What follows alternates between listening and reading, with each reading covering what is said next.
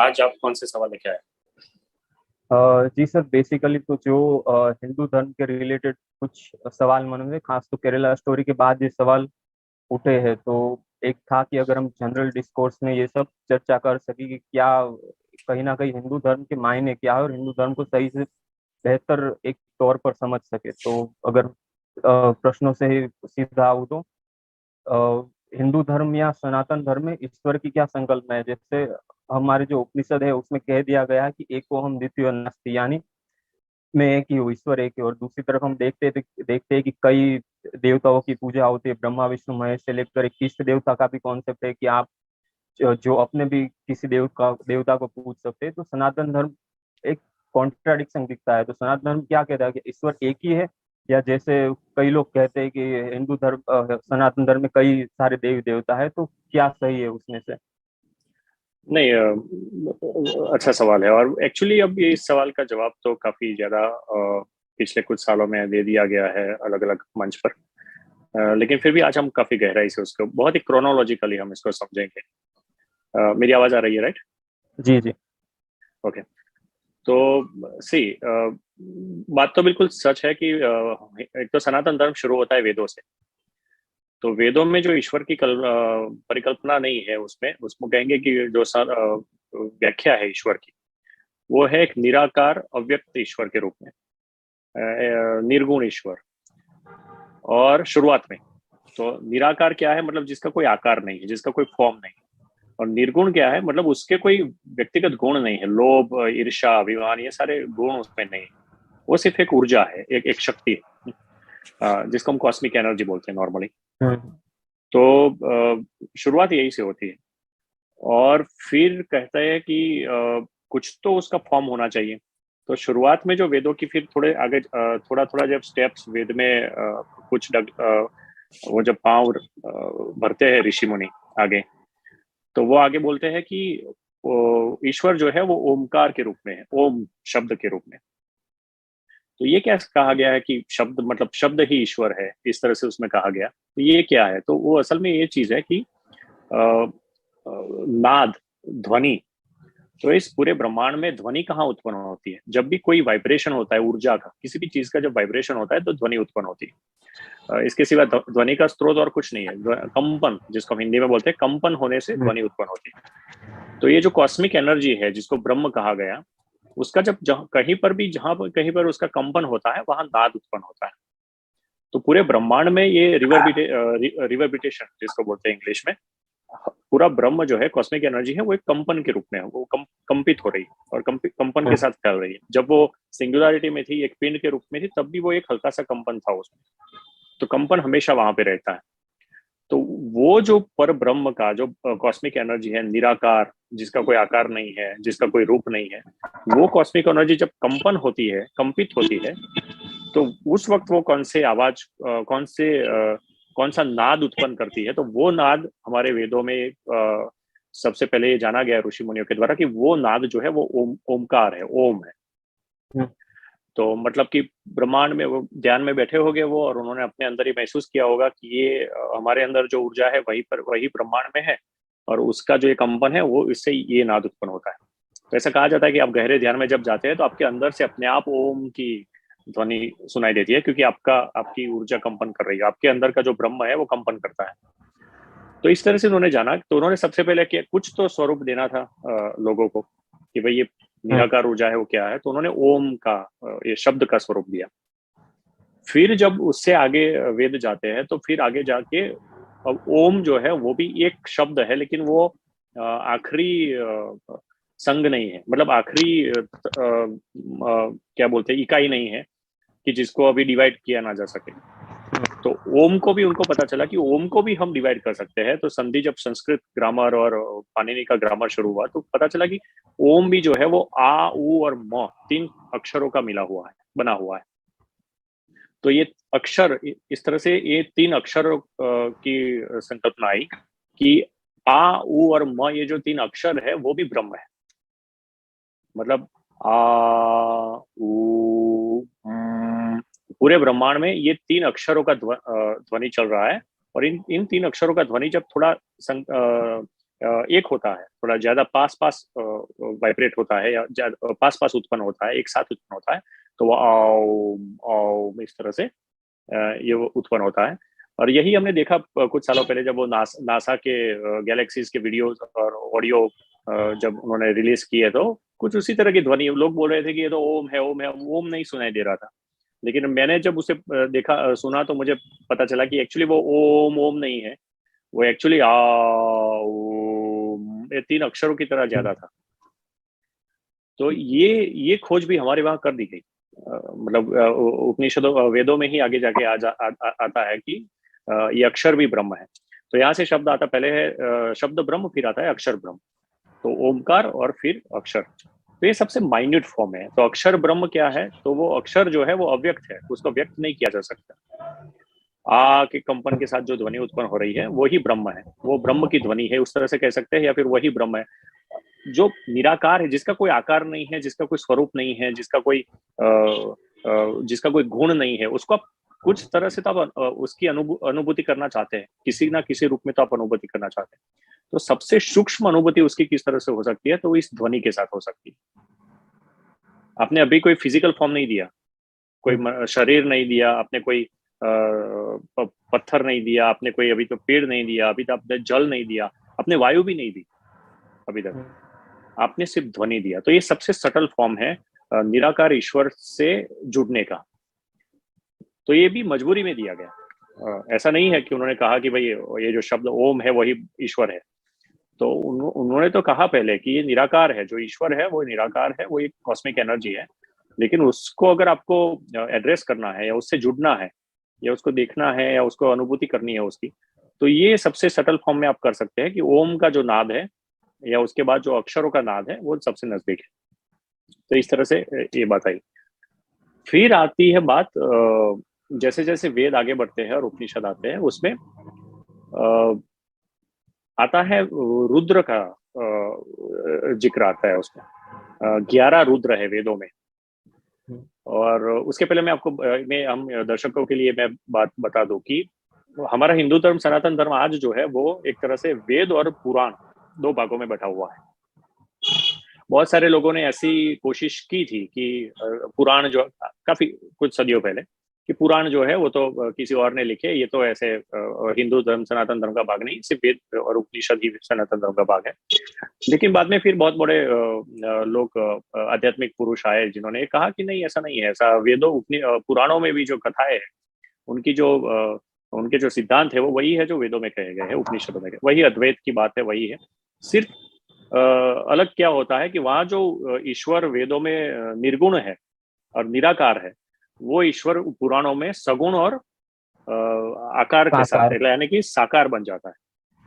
तो अब सगुण तो बन जाता है, कृष्ण और राम के गुण उत्पन्न होते हैं, लेकिन फिर भी गीता में वही कृष्ण, आप बीच में अगर आप वो आवाज आ रही है तो म्यूट कर दीजिए जब आपको सवाल पूछना है बीच में। नहीं ओके। तो उसमें भी कृष्ण बोलते हैं कि मैं गुणातीत हूँ, मेरा जो असली फॉर्म रूप है वो तो गुणातीत है। ये 3 जो गुण है, तमस, रजस और सत्व, मैं तीनों से ऊपर हूँ, और इन तीनों की यात्रा करके ही एक आत्मा जो है वो मुझ तक आती है। तो वो तो वहां पे उन्होंने कहा, यानी कि सगुण के होने के साथ भी उन्होंने ये कह दिया है वहां पे कि मैं गुणातीत हूँ। और उन्होंने भी अपना जो परम पद बताया है वो निराकार ब्रह्म का ही बताया है, अक्षर ब्रह्म का ही। गीता में श्लोक है कि मैं एज अ विष्णु, और मैं क्या हूँ? तो मैं एक निराकार ब्रह्म हूँ, और मेरा परम धाम या परम जो पद है वो क्या है? तो मेरा जो वैकुंठ धाम है वो भी निराकार ब्रह्म का बना हुआ है, और वो मेरा स्वरूप है। तो पुराणों का जो ईश्वर है हमारा सनातन धर्म का, वो साकार हो जाता है, सगुण थोड़ा हो जाता है, और वेदों का निर्गुण है। तो पहले ये कोशिश की गई कहने की कि पहले ये कोशिश की गई थी कहने की कि ये पुराण और वेद अलग है।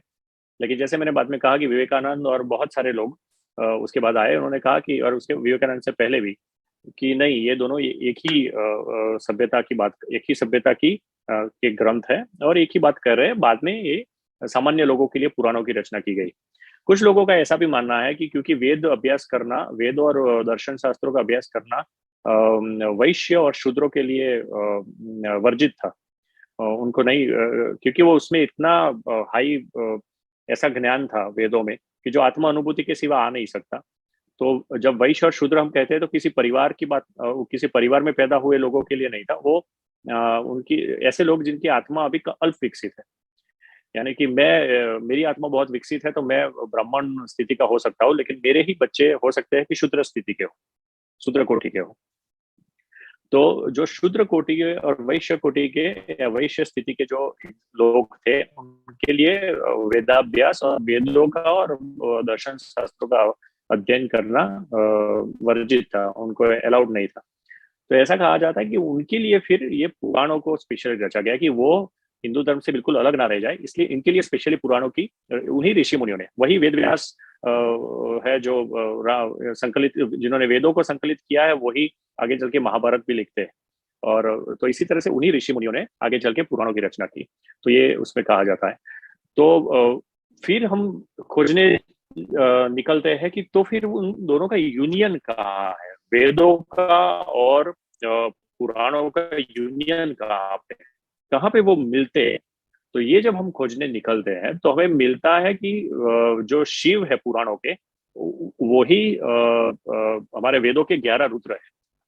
तो ये कैसे हुआ, तो एक्चुअली जो वैदिक संस्कृति थी उस वक्त भारत के अलग अलग हिस्से में जो ऐसा माना जाता है कि 11 प्रकार के 11 शिवलिंग की पूजा तो होती थी, लेकिन उसमें 11 प्रकार के रुद्र थे। जो ईश्वर जिस ईश्वर की शिवलिंग के रूप में पूजा होती थी उसके अलग अलग आकार और अलग अलग स्वरूप थे। तो वैदिक संस्कृति में उन सबको संकलित करने के लिए उन 11 के 11 रुद्र को शिव कहा गया। तो इस तरह से पुराणों के शिव और वेदों के जो रुद्र है वो वहां पे मैच हो जाते हैं। उन्हीं 11 रुद्रों को बाद में फिर शिव कहा गया। सबसे इंपॉर्टेंट बात, वो जो 11 रुद्र है उनको कहा जाता है कि शिव रुद्र, मतलब शिव एक उपमा के रूप में वहां पे उन रुद्रों के साथ जोड़ा जाता है। इसका मतलब क्या है, इसका मतलब यह है कि शिव जो है, शिवत्व जिसको हम कहते हैं, वो एक स्थिति है।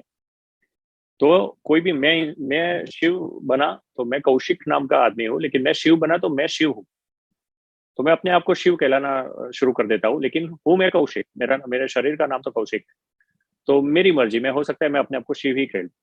तो ये बिल्कुल वैसे ही जैसे विष्णु के अवतार की बात थी, वैसे ही शिवत्व जो धारण करता था उसको शिव कहलाता था, कहा जाता था। तो वेदों में जो शिव शब्द आता है वही शिवत्व की उपमा के रूप में आता है कि वो 11 के 11 रुद्र जो है उनके विशेषण के रूप में, एग्जेक्टिव के रूप में शिव शब्द का वहां पे उपयोग हुआ है। शिव रुद्रम इस तरह से।